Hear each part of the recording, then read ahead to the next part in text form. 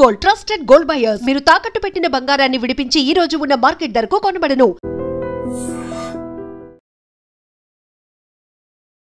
Hi hello నమస్తే, welcome back to our channel. నేను మీ వైషు.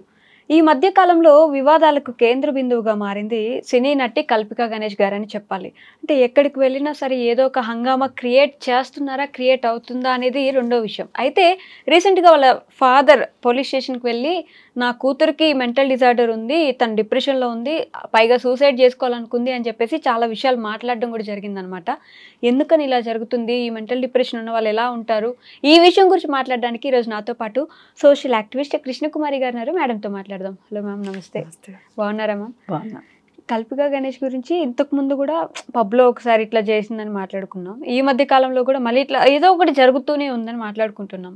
వాళ్ళ ఫాదరే డైరెక్ట్గా పోలీస్ స్టేషన్కి వెళ్ళి కంప్లైంట్ ఇవ్వడం కూడా చూసాం. ఎలా తీసుకోవాలి మ్యామ్ దీని గురించి? ఇది ఖచ్చితంగా పోయినసారి తను పబ్లో జరిగిన దానికంటే కూడా జరిగిన తరువాత తనని ఇంటర్వ్యూ తీసుకోవడానికని వచ్చిన వాళ్ళ పట్ల తను కొంచెం అనుచితంగానే ప్రవర్తించింది.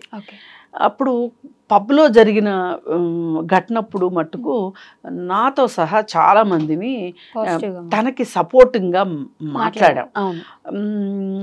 ఎందుకంటే పబ్లలో అమ్మాయిలకు వాళ్ళు గౌరవం ఇవ్వరు, అలాగే వల్నరబుల్గా ఉన్న వాళ్ళని వాళ్ళ వల్నరబిలిటీని క్యాష్ చేసుకునే పరిస్థితులు పబ్బుల్లో ఉంటాయి. కాబట్టి ఒక ఆడపిల్లగా తను ధైర్యంగా మాట్లాడింది, తను వల్నరబిలిటీని చూపించలేదు. అది వాళ్ళకి ఒక రకంగా షాకింగ్ పాయింట్ అయ్యి, అంటే ఈమె ధిక్కరించింది కాబట్టి, ఒక ఆడపిల్లగా భయపడుతూ ఉండలేదు కాబట్టి ఈమె పట్ల ఇంకొంచెం ఎక్కువగా వాళ్ళు బిహేవ్ చేశారు అని అనుకుని తనకి సపోర్ట్ ఇచ్చాం, ఒక మోరల్ సపోర్ట్ ఇచ్చాము. పబ్బులలో కస్టమర్స్ తోటి ఎలా బిహేవ్ చేయాలనే విషయం మీద కూడా మనం చాలా కూలంకషంగా మాట్లాడాం. కానీ తరువాత తను కొంతమంది తనని ఇంటర్వ్యూ చేయడానికి వెళ్ళిన వాళ్ళతోటి తనే పిలిచింది ఇంటర్వ్యూకి. తనే పిలిచి తనే వాళ్ళతోటి కొంచెం అనుచితంగా బిహేవ్ చేసింది. ఇప్పుడు పార్కింగ్ ఏరియాలో కూడా కొంచెం అనుచితంగానే బిహేవ్ చేసింది. దానికి మనం ఏం జస్టిఫికేషన్ చెప్పుకున్నామంటే, వాళ్ళ పైన అంతసేపు విసిగించేసరికి ఇంకా తనకి ఒక పిల్లినైనా గదిలో పెట్టి కొడితే పులవుతుంది అన్నట్లు పదే పదే తనని పోక్ చేశారు. ఏమని, నువ్వు ప్రచారం కోసమే చేస్తున్నావు అంటే, అవును భయ్, ప్రచారం కోసమే చేస్తున్నాను అని ఆమె అనేసింది అనే ఇది మనం మాట్లాడాం. కానీ వాళ్ళ ఇంటికి వెళ్ళినప్పుడు ప్రెస్ తోటి ఆవిడ వ్యవహరించిన తీరు సమంజసంగా లేదు. అందుకే మొన్న ఫామ్ హౌస్లో తను చేసిన గలాటాకి నాకు అసలు వీడియో కూడా చెయ్యాలనిపించలా. ఎందుకు అంటే, పైగా ఇంకొక రూమర్స్ ఏమొస్తున్నాయి అంటే, అసలు ఇప్పుడు నేను వీడియో చేయడానికి కూడా అదొక కారణం. ఏంటి రూమర్స్ అంటే, ఈమె బిగ్ బాస్లోకి వెళ్ళడానికి ఇది దగ్గర దారి అని చెప్పి ఆమెని కాస్త ఇంకా పోక్ చేస్తున్నారు మళ్ళీ తనని. అందుకోసం అని చెప్పి, ఒకవేళ నిజంగా కూడా తనకు ఆ ఉద్దేశం ఉందా, ఇంతకు ముందు కూడా వేరే వాళ్ళు కూడా ఇలా బిగ్ బాస్లోకి వెళ్ళడం కోసం కాస్త హడావుడి చేసిన సందర్భాలు చూశాను నేను. అందుకని ఈమె కూడా అంతేనేమోలే అన్నట్లు నేను ఇది ఇంకా టచ్ చేయొద్దు ఈ సబ్జెక్ట్ని అని అనుకున్నాం. కానీ ఇప్పుడు వాళ్ళ ఫాదర్ వచ్చిన తర్వాత మనకి 100% క్లారిటీ వచ్చింది. ఏంటి అంటే, తను కొంచెం సైకలాజికల్గా డిస్టర్బ్డ్గా ఉంది. ఈ డిస్టర్బ్డ్గా ఉన్న వాళ్ళు ఒక స్ట్రెస్, యాంగ్జైటీ, ఒక రకమైన భయాందోళనలో ఉంటారు వాళ్ళు. అయితే ఈ స్ట్రెస్ని, అంటే ఈ ఒత్తిడిని, ఈ కుంగుబాటుని, భయాందోళనని అధిగమించడానికి వాళ్ళు ఏం చేస్తారు అంటే, ఇప్పుడు ఎవరైనా మానసికంగా సరిగా లేని వాళ్ళని మీరు ఎలా ఉన్నారు అని అంటే, మామూలు వాళ్ళైతే ఐఎమ్ ఫైన్ అనేసి ఊరుకుంటారు. వీళ్ళు ఏం చేస్తారు అంటే, ఒట్టి ఫైన్ అంటే నేను బాగాలేనని వాళ్ళకి అర్థమైనట్లుంది, అందుకే నేను ఎలా ఉన్నాను అని అడిగారు కాబట్టి ఐఎమ్ ఫైన్, సూపర్ ఫైన్, చాలా బాగున్నాను, అయినా ఎందుకు అడిగారు, నేను బాగాలేదని మీకు ఎవరైనా చెప్పారా, ఇలా ప్రశ్నలు వేస్తారనమాట. అలా ఉంటుంది తీరు. అందుకని తిను కూడా అలాంటి ఒక పరిస్థితిలో ఉంది అని అనిపించి తను వెళ్ళిన ప్రతి చోట తను ఒక ధిక్కార స్వరాన్ని చూపించాలి అనుకుంటుంది. ప్రతి చోట ఒక సెన్సేషన్ క్రియేట్ చేయాలి, తనకంటూ ఒక స్పేస్ క్రియేట్ చేసుకోవాలి, తనకంటూ తన వైపు అందరినీ మళ్ళించుకోవాలి, అందరూ తన గురించి మాట్లాడుకోవాలి, ఒక రకమైన సెన్సేషనల్ నేను ఉండాలి అంటే తను ఒక సెన్సేషన్ అవ్వాలి అని అనుకుంటుంది తను. అయితే దీనికి రీజన్ ఏమై ఉండొచ్చు అని మనం ఆలోచిస్తే ఇవాళ సినిమా ఇండస్ట్రీలో కానీ మోడలింగ్లో కానీ కనిపించే వాళ్ళు చాలామంది కాదు 100 మంది హీరోయిన్లు అవ్వాలని వస్తారు. కరెక్ట్. ఇండస్ట్రీ అందరినీ హీరోయిన్లుగా ఇముడ్చుకోలేదు, అందరికీ అవకాశాలు రావు. ఈ అవకాశాలు రాని వాళ్ళు ఏం చేస్తారంటే చాలా త్వరగా అర్థం చేసుకుని మనకి ఏ అవకాశాలు వస్తున్నాయి అనేది చూసుకుని అటువైపు మళ్ళించేసేసుకుని ఆ వచ్చిన అవకాశాన్ని వచ్చినట్టు తీసుకొని వాళ్ళ ప్రతిభను నిరూపించుకుంటూ వాళ్ళు ఎప్పటికీ అవకాశాలు వాళ్ళ చుట్టూ ఉండేటట్లుగా చూసుకుంటారు కొంతమంది. కానీ కొంతమంది ఏం చేస్తారు అంటే నేను హీరోయిన్గా రావాల్సిన దాన్ని, నేను ఒక హీరోయిన్ మెటీరియల్ని, నేను హీరోయిన్ మెటీరియల్ని అవ్వలేకపోయింది ఎందుకు అంటే నాకు పలానా వాళ్ళు సహకరించలేదు, పలానా వాళ్ళు నాకు చెయ్యోతనివ్వలేదు, లేదా పలానా వాళ్ళు నన్ను తొక్కేశారు. ఇప్పుడు ఈ మాట మనం చాలా ఎక్కువగా వింటాం సినిమా ఫీల్డ్లో, తొక్కేశారు అని. ఈ తొక్కేశారనే మాట ఎందుకు వస్తుంది అంటే వాళ్ళు అనుకున్నట్లుగా అవ్వకపోతే ఖచ్చితంగా నన్ను ఎవరో తొక్కేశారు అని వాళ్ళు అనుకుంటారు. అనుకొని ఇంకా వాళ్ళు ఆ విధంగానే వాళ్ళు ఇంకెవరన్నా పైకి వెళ్తుంటే వాళ్ళని చూసి ఓర్చుకోలేకపోవటం, వాళ్ళ మీద కామెంట్లు చేయటం, వాళ్ళని ఆడవాళ్ళు అయ్యుండి కూడా ఆడవాళ్ళని సపోర్ట్ చేయట్లేదు అనే ఉద్దేశంతో మగవాళ్ళ కంటే ఎక్కువగా నీచమైన కామెంట్స్ చేసే వాళ్ళని చూసాం మనం. ఇప్పుడు శ్రీరెడ్డి చూసుకుంటే తనకి హీరోయిన్గా అవకాశాలు రాలేదని ఇంకెవరికి హీరోయిన్గా అవకాశం వచ్చినా వాళ్ళ గురించి మాట్లాడుతాను. ఇలాంటి మనస్తత్వం అయిపోతుంది అనమాట. ఇంకొంతమంది ఏం చేస్తారు అంటే రీల్స్ చేస్తూను, లేకపోతే షార్ట్స్ చేస్తూను, లేదు అనుకుంటే కాస్త డబ్బులున్న వాళ్ళు అనుకోండి, వాళ్ళు పార్టీలు నిర్వహిస్తూ ఆ పార్టీల్లో ఒక సెంటర్ ఆఫ్ అట్రాక్షన్గా ఉండటము, అలాగే అవసరం ఉన్నా లేకపోయినా పబ్బులకి వెళ్ళడము, వెళ్ళి అక్కడ కాస్త అందరి దృష్టిని ఆకర్షించాలని చూడటము, ఒక ఎగ్జిబిషనిజం అనేది వాళ్ళల్లో వచ్చేస్తుంది. నేను ప్రూవ్ చేసుకోవడానికి నేను ఎగ్జిబిట్ కావాలి అనుకుంటారు, చూపించుకోవాలి అనుకుంటారు. ఆ చూపించుకోవాలి అనుకోవడానికి విచిత్రమైన బట్టలు వేసుకోవడము, లేదు అనుకుంటే దీనిలో భాగంగానే ఇప్పుడు కొంతమంది ఎక్కడికి వెళ్ళినా సరే అందరి దృష్టిని ఆకర్షించాలి అని కొంతమంది పెద్ద టోన్తో మాట్లాడుతూ ఉంటారు, అవసరం ఉన్నా లేకపోయినా పెద్దగా నవ్వుతూ ఉంటారు, జోకులు వేస్తూ ఉంటారు, ఎవరు నమ్మకపోయినా కానీ వాళ్ళు వేసిన జోక్కి వాళ్ళే నవ్వుకుంటూ ఉంటారు. ఇదంతా ఏంటి అంటే అసలు వాళ్ళ ఇన్నర్గా ఉన్న బాధని ఈ విధంగా వ్యక్తం చేస్తారు. రైట్. అవకాశాలు రావట్లేదు అది.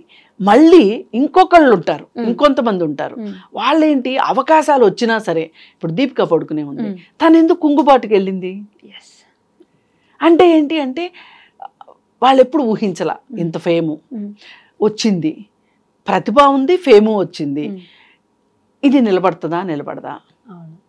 అసలు నేను ఈ ఫేమ్ లేకపోతే నేను ఏమైపోతాను అంటే వీళ్ళు ఒక టేస్ట్కి అలవాటు పడినట్లు ఆ టేస్ట్ చూసేశారు, ఆ ఫేమ్ టేస్ట్ని చూసేశారు. అమ్మో ఈ ఫేమ్ లేకపోతే ఎట్లా అనుకునేటట్లు ఇలా రకరకాల భావాలు ఉంటాయండి.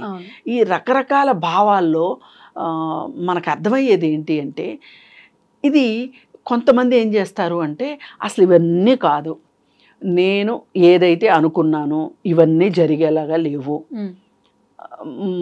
నా ప్రతిభ ఇంకొక చోట చూపించుకుందాము అని ఒక పాజిటివ్ వేలో సినిమాల్లోకి యాక్టర్స్గా రావాలి అనుకున్న వాళ్ళు కూడా వేరే విభాగాల్లో సెటిల్ అయిన ఆడవాళ్ళు కూడా కొంతమంది ఉంటారు. ఆడవాళ్ళు ఏంటి మగవాళ్ళు ఏంటి ఎవరైనా సరే వాళ్ళు వేరే విభాగాల్లోకి వెళ్ళిపోతారు. అసలు ఇంకో గమ్మత్తు ఏంటంటే వేరే విభాగాల్లో వచ్చి హీరోలు అయిన వాళ్ళు హీరోయిన్లు అయిన వాళ్ళు ఉన్నారు. ఇప్పుడు సుహాసిని గారు ఉన్నారు, ఆవిడ కెమెరామెన్గా వచ్చారు అసలు యాక్చువల్గా. ఆవిడ హీరోయిన్ అయింది అనుకోకుండా. ఇప్పుడు నాని ఉన్నాడు, రవితేజ ఉన్నారు, వీళ్ళు అసిస్టెంట్ డైరెక్టర్లుగా వచ్చారు, వీళ్ళు హీరోలు అయ్యారు. ఇట్లా కాకపోతే ఇక్కడ మనం ఒకటి ఆలోచించాల్సింది, ఎంత అవునన్నా కాదన్నా ఇది మేల్ డామినేటెడ్ ఇండస్ట్రీ. దీనిలో మగవాళ్ళకు వచ్చినన్ని విస్తృతమైన అవకాశాలు, విస్తృతమైన చేయూత ఆడవాళ్ళకు దొరకదు. పైగా ఇక్కడ ఒక జెండర్ ఇష్యూ ఉంది. ఇక్కడ ఈ జెండర్ ఇష్యూ ఏమవుతుంది అంటే, వీళ్ళని ఎంతో కొంత దోపిడీ చేయవచ్చు, వీళ్ళని ఎంతో కొంత మనము పచ్చి భాషలో చెప్పుకోవాలంటే వాడుకోవచ్చు అని కాస్టింగ్ కోచ్ అంటే అదే. మరి ఇది ఇలా అంటే ఒక లక్ష్యం పెట్టుకుని, ఒక గోల్ పెట్టుకుని, ఒక డ్రీమ్ తోటి ముందుకెళ్ళి ఆ డ్రీము ఫుల్ఫిల్ అవ్వనప్పుడు, మెటీరియలైజ్ కానప్పుడు అమ్మాయిలు కానీ అబ్బాయిలు కానీ ఎలా అవుతారు అనే దానికి చాలామంది ఉన్నారు ఇట్లాంటి ఎగ్జాంపుల్. వాళ్ళల్లో తిని కూడా ఒకటి అని చెప్పి మనం ఖచ్చితంగా అనుకోవచ్చు. వాళ్ళ ఫాదర్ చెప్పిన దాన్ని బట్టి మనం ఈ కంక్లూజన్కి రావటం జరిగింది. రిహాబిలిటేషన్ సెంటర్కి పంపించి ఇప్పుడు వీళ్ళు ఏంటి అంటే, ఇలా ఉన్న వాళ్ళకి ఆల్రెడీ మన సొసైటీలో ఉన్న వాల్యూ సిస్టమ్స్ని వాళ్ళు వాల్యూ చేయరు. వాల్యూ సిస్టమ్స్ అమ్మాయిలు ఇప్పుడు అది వాల్యూ సిస్టమ్ అంటానికి కూడా లేనట్లు అయిపోయింది. లిక్కర్ ఎక్కువ యూజ్ చేస్తున్నారు అమ్మాయిలు కూడా, సిగరెట్లు తాగుతున్నారు, వీడ్ తీసుకుంటున్నారు, డ్రగ్స్ తీసుకుంటున్నారు, అలాగే ఎక్స్ట్రా మ్యారిటల్ అఫైర్స్ విషయంలో కావచ్చు, ప్రీ మ్యారిటల్ సెక్స్ విషయంలో కావచ్చు. ఇవాళ ఒకప్పుడు ఇవన్నీ పెద్దగా వింతగా మాట్లాడుకునే విషయాలు, చాలా తప్పుగా అనుకున్న విషయాలు ఇవాళ కొంచెం సర్వసాధారణమైనవి. అయితే ఈ సర్వసాధారణమైన విషయాల నుంచి ఇంకొంచెం వీళ్ళు వాటిని ఎక్కువ చేసేసుకుని జీవితాలని గందరగోళం చేసుకున్నప్పుడు వీళ్ళకి ఒక సంఘర్షణకు లోనవుతారు.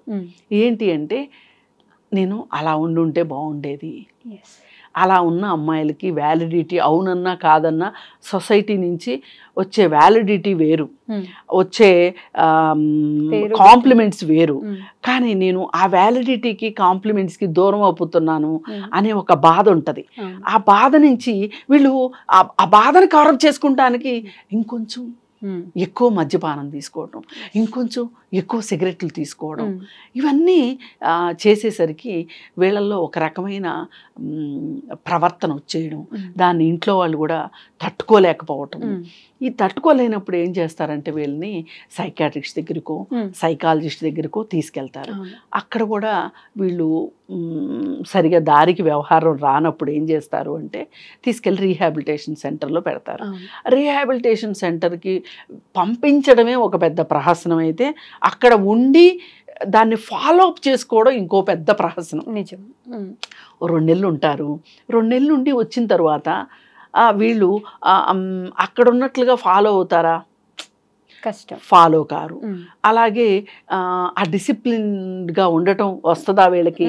రాదు.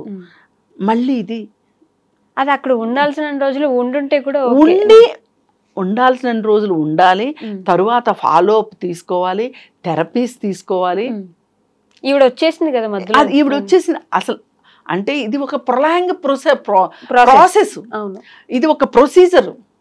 మరి ఈ ప్రొలాంగ్ ప్రొసీజర్ని నువ్వు తట్టుకోలేక, ఆ నిబంధనల్ని ఒప్పుకోలేక నువ్వు బయటకు వచ్చేసేస్తే ఇలా కాక ఎలా ఉంటారు? ఇప్పుడు అసలు ఈ అమ్మాయిని కాపాడుకోవడం ఎట్లా అనేది ఇప్పుడు ఆ తల్లిదండ్రులకి ఇప్పుడు 2 సార్లు సూసైడ్ అటెంప్ట్ చేసింది. అసలు ఈ అమ్మాయిని మనం ఎట్లా కాపాడుకోవాలి అనే ఒక బాధలోను ఒక రకంగా వాళ్ళకి ఒక నరకం అంటే ఇప్పుడు ఈ అమ్మాయి నరకానికి స్పెల్లింగ్ మట్టుకు రాయిస్తుంది అనేది అర్థమైపోయింది. అందుకని ఇప్పుడు పదే ఆ అమ్మాయి గురించి వచ్చే రూమర్స్కి ఫుల్ స్టాప్ పెట్టడం కోసమే ఇంకిప్పుడు రేపు నుంచి ఎవరు అమ్మాయిని విమర్శించరు. అంతేగా, వాళ్ళ నాన్న మంచి పని చేశారు ఒక రకంగా.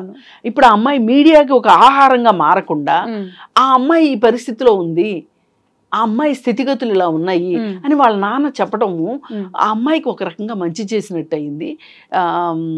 అలాగే కొంతమంది ఈ బిగ్ బాస్లోకి వెళ్ళడానికి చేస్తుందని అదని ఇదని ఇలా రకరకాలుగా ఎవరికి తోచింది వాళ్ళు మాట్లాడుకోకుండా ఉండటానికి ఇది ఒక చెక్మెట్ అయ్యింది అనుకోవచ్చు. పైగా ఇంకొకటి ఏంటంటే వాళ్ళ నాన్న చేసిన మంచి పని ఇలా చెప్పడం వల్ల ఒక అవగాహన వచ్చిందా లేదా సమాజంలో? ఖచ్చితంగా వచ్చింది. ఇప్పుడు మనం ఇంత మాట్లాడుకున్నాం అంటే ఇదంతా ఎవరు మాట్లాడలేదని కాదు, ఎంతమంది మాట్లాడినా తరిగినంత పరిస్థితి వాళ్ళ సమాజంలో ఉంది. ఇవాళ మానసిక పరమైన రుగ్మతులు కావచ్చు, మానసిక పరమైన సమస్యలు కావచ్చు, ఇవాళ సమాజంలో దాదాపు ప్రతి ముగ్గురులోనూ ఇద్దరు ఏదో ఒక రకమైన చిన్నదో పెద్దదో మానసిక సమస్యతో బాధపడుతున్నారు అని చెప్పి WHO చెప్తుంది. అంటే దీన్ని బట్టి మనం ఎంత జాగ్రత్తగా ఉండాలి ప్రతి ఒక్కరు. ఇప్పుడు ఒక ఇల్లుట్లో 4 ఉన్నారనుకోండి, 4లో కనీసం 2 మానసికంగా బాగలేరేమో అనే ఒక ఆలోచన అయితే ఇప్పుడు వచ్చింది కదా. లేదు ఒక్కరికి బాగలేకపోయినా అది సమస్యే కదా. అంటే ఇప్పుడు అందరు ఇలా తాగేసి అల్లరి చేసేస్తారు, సిగరెట్ల కోసం గొడవ చేస్తారు, అక్కర్లేదు. ఈ మానసిక సమస్యలు అనేవి అతి కోపము, సోమరితనము, ఈ దురలవాట్లు ఇవన్నీ ఉన్నాయి, చాలా వస్తాయి దీంట్లో.